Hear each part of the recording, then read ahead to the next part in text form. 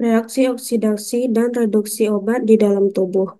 Nah, di sini pada ChatGPT, oksidasi ini merupakan reaksi di mana satu zat kehilangan elektron dalam tubuh. Proses ini sering terjadi di hati melalui enzim-enzim dalam hati yang dikenal sebagai sitokrom P450.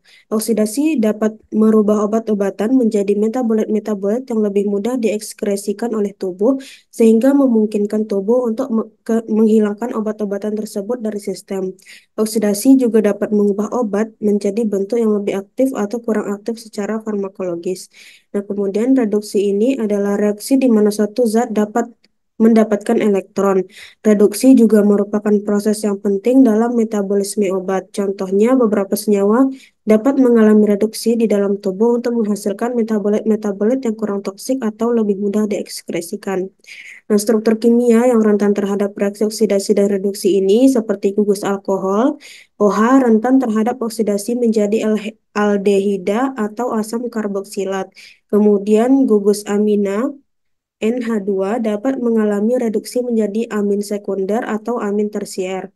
Nah, kemudian di sini reaksi oksidasi dan reduksi obat di dalam tubuh itu merupakan bagian dari proses metabolisme obat yang melibatkan reaksi fase satu, yaitu oksidasi, reduksi, hidrolisis, dan reaksi fase 2, yaitu reaksi konjugasi. Nah, reaksi oksidasi terjadi pada gugus hidroksil, COH, obat sekunder, yang akan merubah menjadi karbonil keton, COH. Contoh obat yang mengalami reaksi oksidasi adalah paracetamol yang mengalami perubahan gugus fungsi hidroksilnya menjadi karbonil keton, yaitu senyawa napki.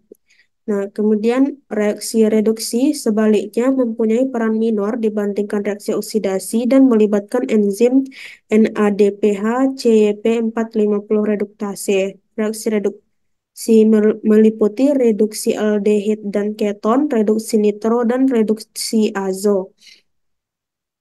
Obat yang dapat mengalami reaksi oksidasi dan reduksi di dalam tubuh memiliki gugus fungsional yang dapat berinteraksi dengan enzim-enzim yang terlibat dalam proses metabolisme obat.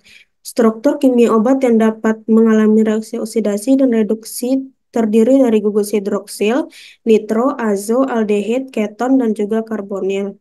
Nah, kemudian di sini saya mengambil jurnal, yaitu Journal of Nuclear Medicine Technology. Nah, yang mana di sini fase satu atau oksidasi, reduksi, dan hidrolisis reaksi dapat disebut sebagai prokonjugasi. Oksidasi umumnya menambahkan gugus polar pada struktur kimia suatu obat dengan menambahkan molekul oksigen, reduksi cenderung menambahkan molekul hidrogen, dan hidrolisis menambahkan air. Nah, di sini ada satu contoh, yaitu pada obat paracetamol kimia dengan struktur kimianya dan terjadi fase satu hidroksilasi, eh, yaitu menjadi struktur kimia yang seperti ini dengan menghilangkan molekul hidrogen yang ini dan pada di hidrogen di sini yang dapat menghasilkan metabolit toksik. Nah, yang mana interaksi toksik ini dapat terjadi yang dapat menyebabkan nekrosis pada hati. Nah, kemudian di sini juga ada contoh, yaitu reaksi oksidasi paracetamol yang struktur paracetamol yang ditambahkan dengan oksigen yang menghasilkan N-asetil P-benzoquinoneimin dan H2O. Nah, kemudian di sini juga ada contoh reaksi oksidasi hidroksilasi aromatik pada obat penitoin, yang mana pada strukturnya ini dengan menambahkan gugus OH yang menjadi para hidroksipenitoin.